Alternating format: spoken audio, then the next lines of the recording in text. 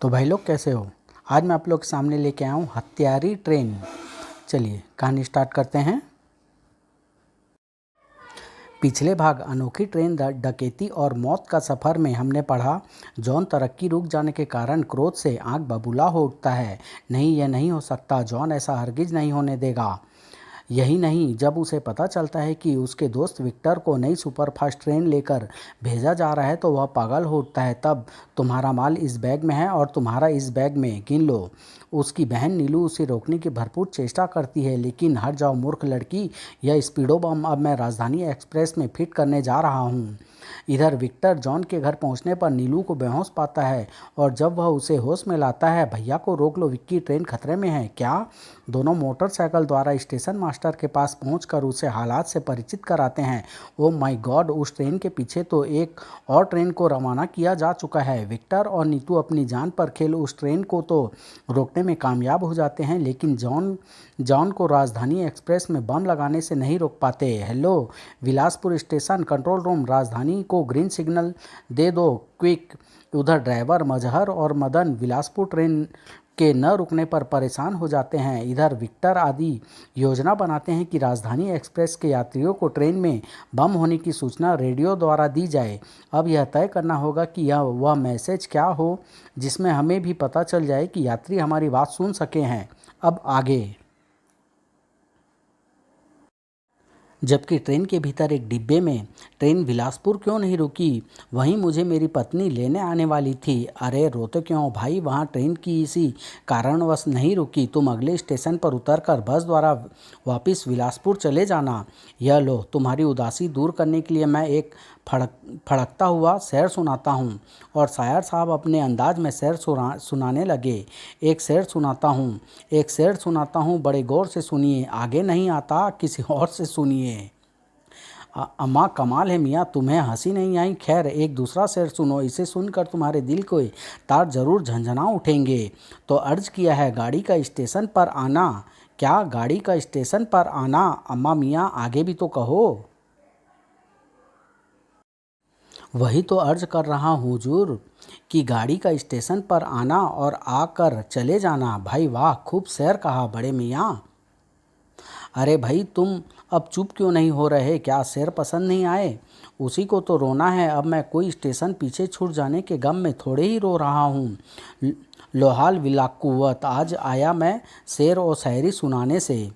ओफो नाच जाए इस मुए का, जब से ट्रेन में बैठा है खुर्राटे पर खुर्राटे बजाए चले जा रहा है। मेरे तो सिर में भी दर्द होने लगा है। लेकिन इसे ट्रेन पर चढ़ाया किसने? मैंने चढ़ाया है जी। प्लेटफॉर्म पर यह मुझसे कह कर ही सोया था कि जब ट्रेन आ जाए तो इसे चढ़ा दूं। अकबराबाद जाना है इसे। अरे भाई छोड़ो इसे और यह गीत सुनो, कितना दर्द भरा है इसमें, आहा। तभी अचानक रेडियो पर चल रहा वह गीत बीच में ही रुक गया। अरे क्या हुआ, कमबख्तों ने गीत क्यों बंद कर दिया? हेलो राजधानी एक्सप्रेस के यात्रियों, हेलो। ठहरो सुनो दो, शायद ठहरो सुनने दो, शायद हमारे लिए कोई सूचना प्रसारित की जा रही है। क्या? कैसी सूचना? हेलो राजधानी एक्सप्रेस के यात्रियों, अगर आप हमारी आवाज़ सुन पा रहे हैं तो कृपया ध्यान दें, हमारी बात गौर से सुनें और ट्रेन में उपस्थित सभी लोगों तक उसे पहुंचाएं। ट्रेन में किसी पागल इंसान ने स्पीडो बम रख दिया है। क्या? हाय रब्बा, स्पीडो बम! आप लोगों से अनुरोध है कि संकट की इस स्थिति का हिम्मत से सामना करें और ट्रेन को कहीं भी रुकने न दें।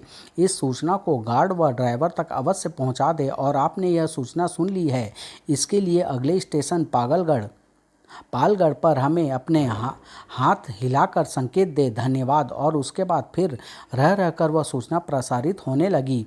अब क्या होगा? ट्रेन में स्पीडो बम फिट हो चुका है। गाड़ी इसलिए नहीं रुकी पिछले स्टेशन पर। मम्मी, ट्रेन में स्पीडो बम फिट हो चुका है। हाय अरे मुओ, कोई मुझे भी बताओ कि यह सीडो बम क्या होता है? लाहौल विला कुव्वत, ये किसी इंसान का नहीं शैतान का ही काम हो सकता है। देखिए आप लोग खामोश हो जाएं, पता नहीं अभी इस खबर को किसी और यात्री ग्रुप ने भी सुना है या नहीं। हमें यह सूचना उन तक अवश्य पहुंचानी है। अभी पहुंचा देते हैं खबर। यह काम आप धर्मचंद जासूस पर छोड़ दीजिए। मैं ये गया और अभी वापस आया। चुप हो जाओ बेटी। हाय अब मेरा क्या होगा? और कुछ ही देर में राजधानी एक्सप्रेस के सभी यात्रियों से होती हुई वह सूचना मजहर तथा मदन तक भी पहुंच गई। क्या क्या कहा तुमने? ट्रेन में स्पीडो बम? Oh no!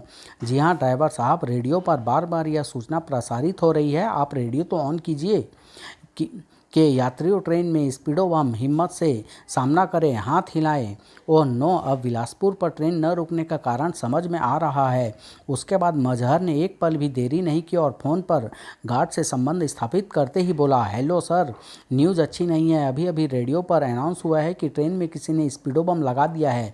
ओह नो! गाड़ी में स्पीडो बम लग चुका है? यह तो गजब हो गया। उधर जब सुक्खा और करीम ने बम के विषय में सुना तो यह एक नई समस्या आ खड़ी हुई है, स्पीडो बम। हमारे लिए यह स्पीडो बम कहाँ समस्या बन रहा है?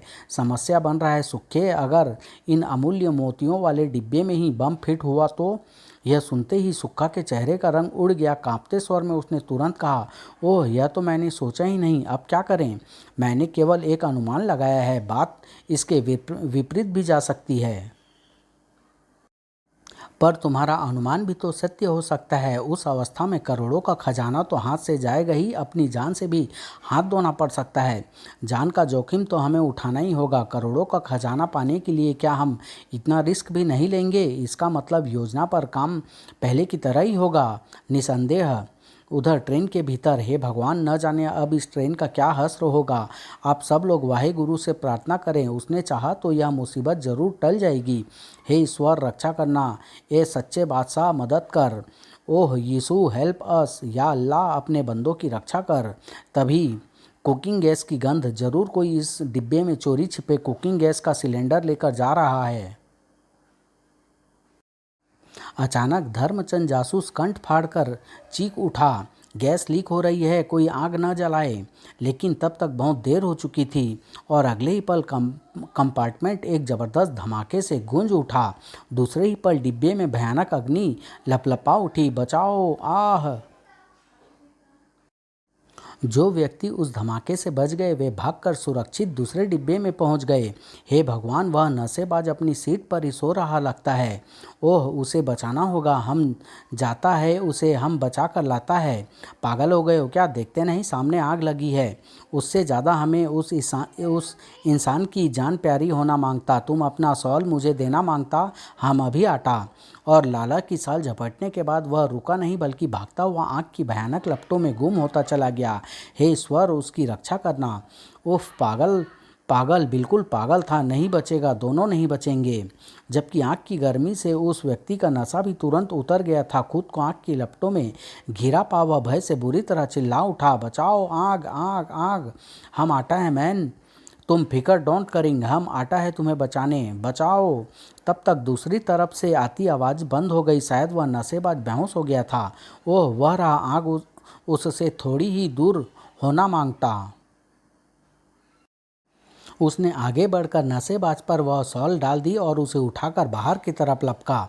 लेकिन अंततः वह उस भयानक आंख से बाहर निकल ही आया। हाँ, हम उसे बचाने में कामयाब हुआ मैन, देखो हम उसे ले आया है। इतना कहने के साथ ही वह लड़खड़ा कर नीचे गिर पड़ा। अरे, इसे क्या हुआ? चेहरा काफ़ी जल गया है, शायद नहीं बचेगा। उफ, देखो उसे, नहीं रहा। एक इंसान के प्राणों की रक्षा करते हुए यह नेक इंसान अपने प्राणों की बलि दे गया। आह नहीं! कुछ पलों के लिए वातावरण गंभीर हो गया। लेकिन तभी कोई चिल्लाया, ट्रेन पटरी बदल रही है, लगता है कोई स्टेशन करीब आ रहा है। ओह, उस रेडियो सूचना के मुताबिक हमें इस स्टेशन पर हाथ हिलाकर स्टेशन मास्टर को संकेत देना है। सब लोग खिड़कियां के पास खड़े हो जाओ, जल्दी करो, स्टेशन नज़दीक आ रहा है। फिर जैसे ही ट्रेन पालगढ़ को क्रॉस करने लगी, स्टेशन पर खड़े एएसएम की निगाहों से वह भयानक दृश्य छिपा नहीं रहा था। दूसरे ही पल वह फ़ोन पर कंट्रोलर मिस्टर सुशील से बातें कर रहा था। यात्रियों का संकेत हमें मिल गया है। गुड, इसका मतलब उन्होंने आकाशवाणी सूचना सुन ली है। लेकिन एक बुरी खबर है, राजधानी सुपर डिलक्स एक्सप्रेस में आग लग चुकी है। मैंने अपनी आंखों से आग की लपटें निकलते देखी है। Oh no! जबकि उधर राजनगर नियंत्रण कक्ष में यह खबर सुनते ही सनसनी फैल गई। राजधानी एक्सप्रेस में आग! उफ, हे भगवान, यह कैसे हो गया? ट्रेन में आग कैसे लग गई? अब इन सब बातों से क्या होने वाला है? प्रश्न ये उठता है कि अब हम सैकड़ों यात्रियों के प्राण किस प्रकार से बचा सकते हैं? हे ईश्वर, अभी उस महाविनाशी बम से हम ट्रेन को छुटकारा नहीं दिला सके। यह एक और विपदा। ट्रेन में आग लगने से पूर्व स्थिति कुछ और थी, अब कुछ और हो गई है। पहले की अपेक्षा अब खतरा और बढ़ गया है। अचानक कुछ सोचता हुआ विक्टर चुटकी बजाकर कह उठा, सर, मेरे दिमाग में अभी अभी एक बात आई है। वह क्या? हम यह बिल्कुल नहीं जानते कि ट्रेन में बम की स्थिति क्या है। केवल इतना जानते हैं कि ट्रेन के कुल 10 डिब्बों में से ही किसी एक के नीचे स्पीडो बम फिट है। अगर हम 10 डिब्बों को हम एक दूसरे से अलग कर दें तो सर कुछ बात बन सकती है। लेकिन जिस डिब्बे में बम होगा उसका और उसके यात्रियों का क्या हश्र होगा, यह तुमने नहीं सोचा? सोच लिया है सर। यह तो आप भी जानते हैं कि ट्रेन के डिब्बे आपस में इस तरह जुड़े हुए हैं कि पहले डिब्बे से अंतिम कंपार्टमेंट तक आसानी से पहुंचा जा सकता है। अलग करने वाले डिब्बे के यात्रियों को हम पहले ही अग्रिम डिब्बे में पहुंचा देंगे। हम अंतिम डिब्बे से शुरू करेंगे। जिस डिब्बे में बम होगा उसकी गति कम होते ही बम फट जाएगा और इस प्रकार हम उस बम से ट्रेन को छुटकारा दिला सकते हैं। पर उस ट्रेन तक पहुंचकर जान का इतना बड़ा जोखिम कौन उठाएगा? मुझे केवल 2 व्यक्तियों की इस काम में आवश्यकता होगी। मैं भी तुम्हारे साथ चलूँगी और तुम्हारी कसम, विक्की, नीलू को अपने साथ ले जाने से तुम नहीं रोक पाओगे। मैं भी तुम्हारे साथ हूँ विक्टर, लेकिन एक समस्या का समाधान भी यहीं हो जाना चाहिए। वह क्या? मत भूलो कि ट्रेन के एक डिब्बे में आग लग चुकी है। सोचो, अगर हम पिछले डिब्बे को अलग करते हुए आगे बढ़ते हैं तो वह डिब्बा हमारे मार्ग में रुकावट बनता है या नहीं? सुशील ठीक कह रहा है विक्टर। अगर तुम बम आग वाले डिब्बे तक पहुंचने तक नहीं ढूंढ पाए तो वहां पहुंचकर तुम्हारे आगे बढ़ने के सारे रास्ते बंद हो जाएंगे। मैं सोच रहा हूं सर कि हम कुछ फायर प्रूफ पोशाकें भी अपने साथ ले जाएं। हम्म कुछ एक फायर प्रूफ पोशाकों से हम कंपार्टमेंट के सभी यात्रियों को बचा लेंगे। नहीं सुशील, मैंने ऐसा नहीं कहा, लेकिन हम कोशिश तो करें। हो सकता है कि हम अपनी इस कोशिश से ट्रेन के कई यात्रियों के प्राण बचा सकें, या फिर हो सकता है कि उस डिब्बे तक पहुंचने से पूर्व ही हम ट्रेन रोकने में कामयाब हो जाएं। इसके अलावा दूसरा कोई रास्ता भी तो नहीं है। यह समय किसी बहस में उलझने का नहीं है। हमें जो करना है शीघ्र ही करना होगा। सर, आप एक हेलीकॉप्टर, फायर प्रूफ पोशाक तथा कुछ डायनामाइट छड़ों का इंतजाम करवा सकते हैं। मैं मंत्री जी से बात करता हूं। अगर उनकी अनुमति मिल गई तो सैनिक छावनी निकट ही है, हमें वहां से ये सभी वस्तुएं प्राप्त हो जाएगी। फिर देर मत कीजिए सर, समय कम है। स्टेशन मास्टर ने रेल मंत्री जी से फ़ोन पर बात की। फिर कुछ क्षणों बाद, तुम लोग छावनी पहुंचो, सब सामान तैयार मिलेगा तुम्हें। ओह चलो। तीनों पुलिस जीप द्वारा छावनी पहुंचे। वहां सब सामान उन्हें तैयार मिला। फिर सेना के 2 जवानों के साथ हेलीकॉप्टर पर सवार होकर वे आकाश की ऊंचाइयों की तरफ उठ गए। उधर ठीक समय पर सुक्खा सतर्कतापूर्वक डिब्बे से बाहर निकलकर होज पाइप की ओर बढ़ने लगा था।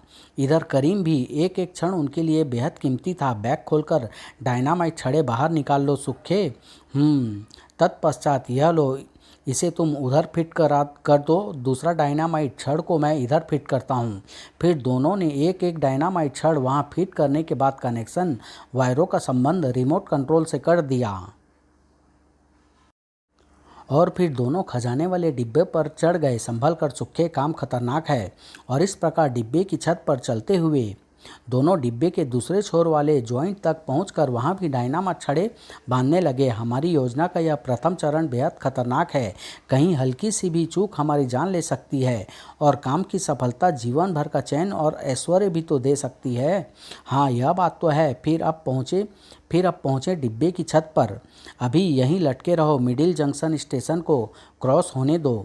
उधर हेलीकॉप्टर तेजी के साथ अपनी मंजिल की ओर बढ़ रहा था। इस समय हम कहाँ हैं मिस्टर आफाक? मिडिल जंक्शन के ठीक ऊपर और शायद ट्रेन के निकट भी। ट्रेन दिखनी शुरू हो गई है विक्टर। गुड, हेलीकॉप्टर थोड़ा नीचे कर लो। हेलीकॉप्टर के इंजन का तेज शोर सुनकर करीम व सुक्खा एकाएक ही उछल से पड़े। हेलीकॉप्टर कहीं नज़दीकी हेलीकॉप्टर है सुक्खा? तो क्या हुआ, हेलीकॉप्टर ऊपर से नहीं गुजर सकता क्या? तुम नीरे गधे हो सुखे, मुझे लगता है यह हेलीकॉप्टर ट्रेन के यात्रियों की मदद के लिए यहाँ भेजा गया है। Oh no! हेलीकॉप्टर से सीढ़ी नीचे गिरा दी गई, जिसका सीधा सा मतलब है कि कुछ लोग चलती ट्रेन पर उतरने वाले हैं। हमारा टारगेट भी अब ज़्यादा दूर नहीं है, इस हेलीकॉप्टर को जल्दी ही चले जाना चाहिए वरना। जबकि ऊपर हेलीकॉप्टर को ठीक इंजन के पास वाले डिब्बे के ऊपर रखना। मैं नीचे जा रहा हूँ और इंजन के बिल्कुल नज़दीक वाले डिब्बे के ऊपर पहुँचते ही विक्टर ने सीढ़ी छोड़ दी। फिर एक एक करके नीलू और सुशील भी नीचे उतर आए। संभल कर नीलू, सीढ़ी ऊपर खींच ली गई है। करीम, लगता है अब कोई नहीं उतरेगा। ड्राइवरों को योजना की जानकारी देकर ट्रेन की गति 55 किलोमीटर प्रति घंटा करवानी होगी ताकि अलग हुए डिब्बों का परिणाम कुछ क्षणों में पता चल सके। उसके बाद हम गार्ड के पास चलेंगे।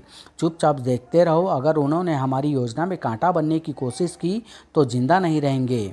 यह काम तो इंजन की छत पर पहुँच मैं अभी कर देता हूँ।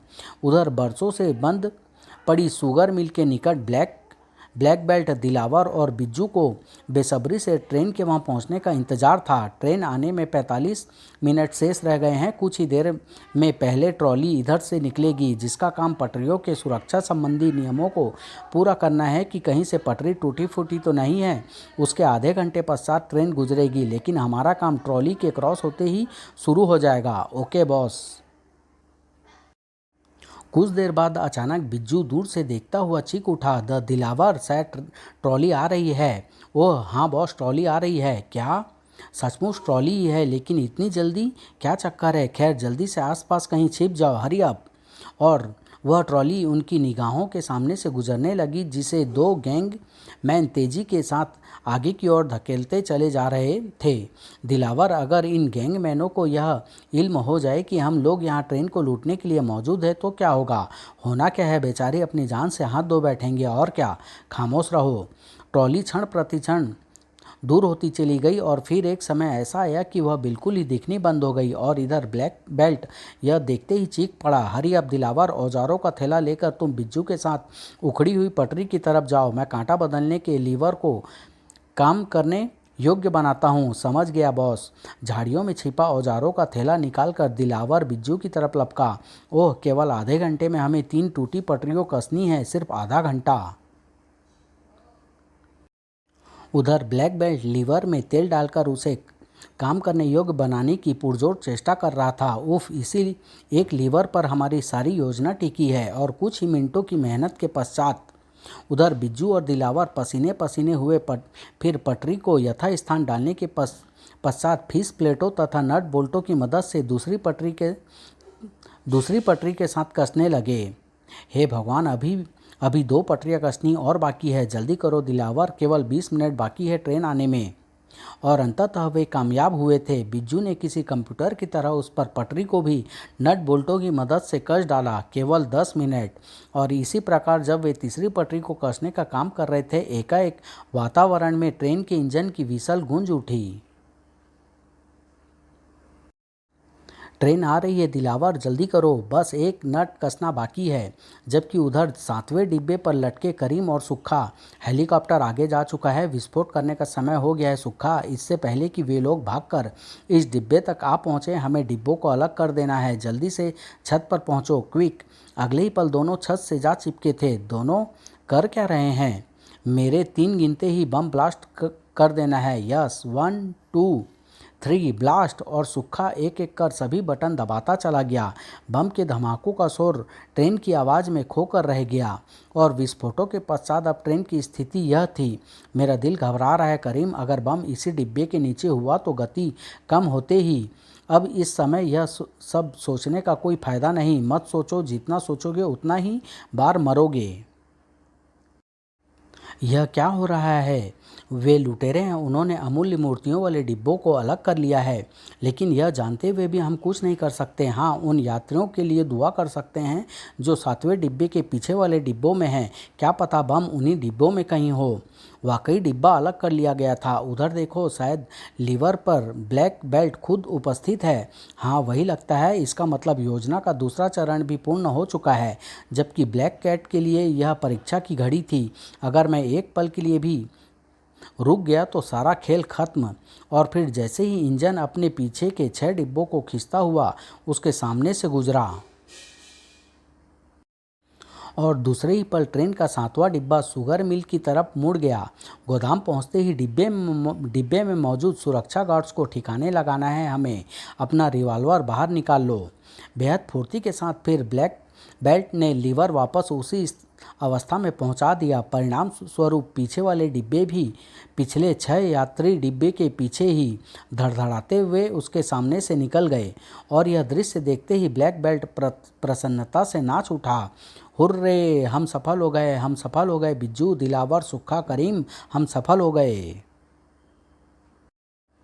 उधर विक्टर, सुशील और नीलू हैरत से बूंद बने खड़े रह गए थे। सहसा विक्टर बोला, गाड़ी की गति इस समय 55 किलोमीटर प्रति घंटा है, जबकि ट्रेन से छूटते ही पीछे वाले डिब्बों की गति काफ़ी कम हो गई होगी और अब वह डिब्बे दिखाई देना भी बंद हो गए हैं। जाहिर है उन डिब्बों में बम नहीं है, बल्कि इन्हीं 6 डिब्बों में कहीं हैं।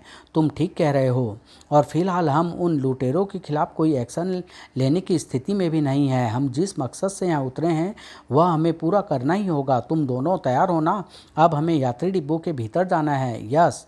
फिर तीनों एक एक करके सीढ़ी वाले रास्ते से डिब्बों में प्रवेश कर गए और भीतर हमने आप लोगों को हेलीकॉप्टर से उतरते देखा था, लेकिन आप लोग हमारी मदद किस प्रकार करेंगे?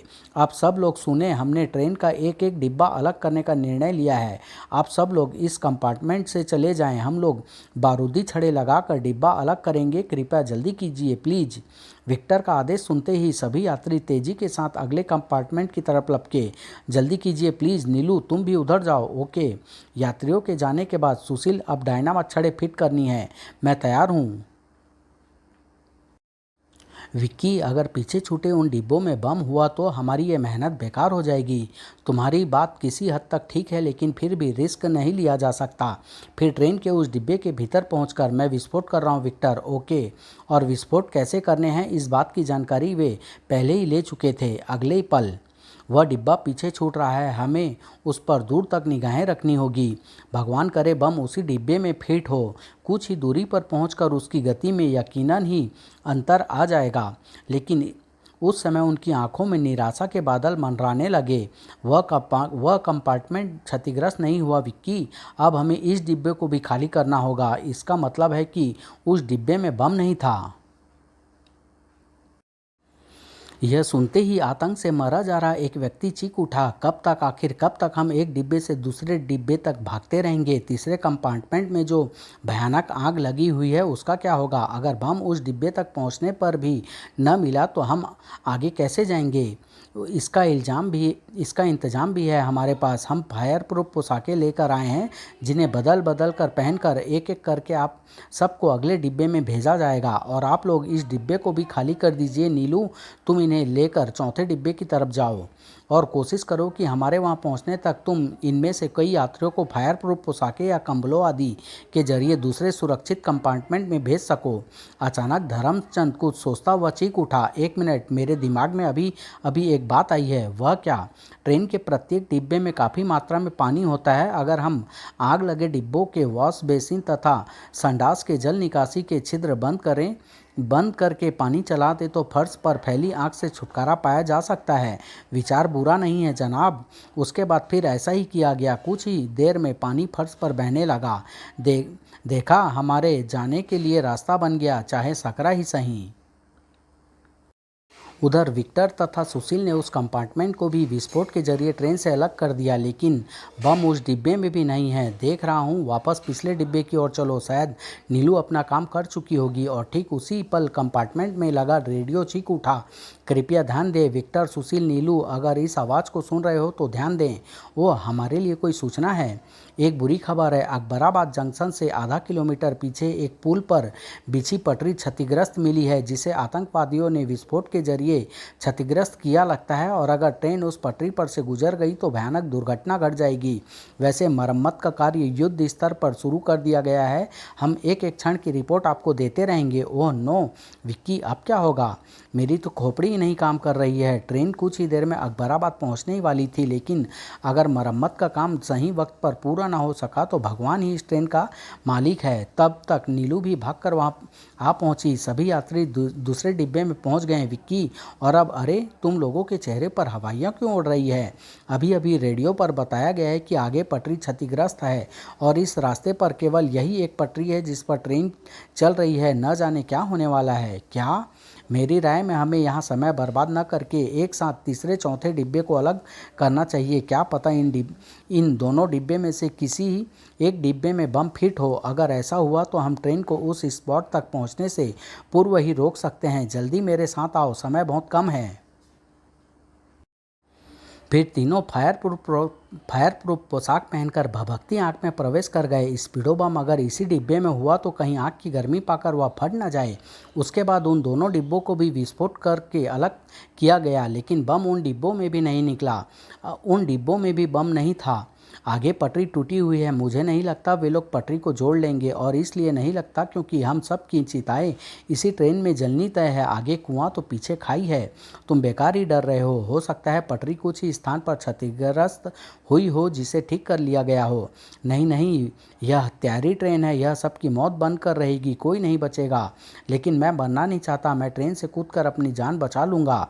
ओह नहीं, रुक जाओ, मैं मरना नहीं चाहता। और अगले ही पल वह ट्रेन से नीचे कूद गया। उफ, हे भगवान, वह खत्म हो गया। इसी तरह एक एक करके हम सब भी खत्म हो जाएंगे। नहीं, अब इस पॉइंट पर हम सब की मौत निश्चित है। गाड़ी टूटी पटरी से गुजर नहीं सकेगी और दुर्घटना होगी ही होगी। उफ भगवान, क्या इतनी भयानक मौत मिलेगी हमें? नहीं नहीं, सहसा एक चीख उठा। तुम सब बेवकूफ़ हो, दिमाग खराब हो गया है तुम सबका। अरे यह क्यों नहीं सोचते कि जब दोनों तरफ हर हाल में मौत हमारी ही राह देख रही है तो क्यों ना एक ज़बरदस्त रिस्क ले ही लिया जाए। कहना क्या चाहते हैं आप? यही कि अगर क्षतिग्रस्त पटरी से गाड़ी को गुजरना ही पड़े तो उससे पहले ही हम ट्रेन को रोक क्यों न लें? भले ही फिर बम फट क्यों न जाए। हो सकता है इसी में हम सब की जान बच जाए। यह सुनते ही सभी यात्री स्वर में सर मिलाकर चीख पड़े। हाँ हाँ, ऐसा ही करो। तुम्हारा क्या विचार है सुशील? ऐसा ही करने में लाभ नजर आता है। क्या पता गाड़ी में बम रखा ही ना गया हो। अभी विक्टर कुछ कह पाता कि तभी रेडियो पुनः चीख उठ पड़ा। हेलो विक्टर, सुशील, अब कुछ नहीं हो सकता। रेल कर्मचारियों ने वहाँ ट्रेन की विसल सुन ली है। पुल पर काम कर रहे कर्मचारी काम छोड़कर अपनी अपनी जान बचाने के लिए भाग गए हैं। ट्रेन पुल पर गई तो दुर्घटना को किसी भी सूरत में नहीं रोका जा सकता। अब एक ही रास्ता है, ट्रेन रुकवा दो। यह सुनते ही विक्टर फुर्ती से इंजन की ओर भागा। ड्राइवर को सूचित करना होगा। और फिर इंजन में पहुंचते ही विक्टर चिल्लाया, मजहर ट्रेन रोक दो, मजहर हरी अप, पुल करीब आ रहा है।